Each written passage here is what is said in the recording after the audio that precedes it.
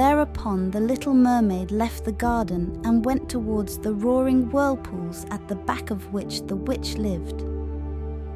She had never been that way before.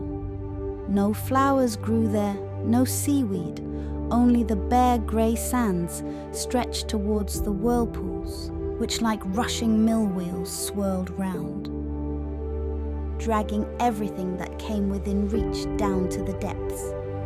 She had to pass between these boiling eddies to reach the witch's domain, and for a long way the only path led over warm, bubbling mud, which the witch called her peat bog.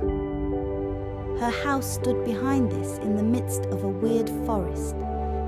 All the trees and bushes were polyps, half animal and half plant. They looked like 100-headed snakes growing out of the sand. The branches were long, slimy arms with tentacles like wriggling worms, every joint of which, from the root to the outermost tip, was in constant motion. They wound themselves tightly round whatever they could lay hold of and never let it escape. The little mermaid standing outside was quite frightened. Her heart beat fast with terror and she nearly turned back. But then she remembered the prince and the immortal soul of mankind and took courage. She bound her long flowing hair tightly round her head so that the polyps should not seize her by it, folded her hands over her breast and darted like a fish through the water in between the hideous polyps, which stretched out their sensitive arms and tentacles towards her. She could see that every one of them had something or other, which they had grasped with their 100 arms, and which they held as if in iron bands.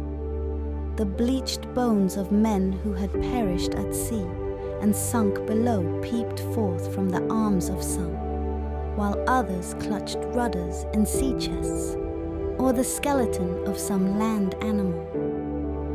And most horrible of all, a little mermaid whom they had caught and suffocated. Then she came to a large opening in the wood, where the ground was all slimy and where some huge fat water snakes were gambolling about. In the middle of this opening was a house built of the bones of the wrecked. There sat the witch, letting a toad eat out of her mouth, just as mortals let a little canary eat sugar. She called the hideous water snakes her little chickens and allowed them to crawl about on her unsightly bosom.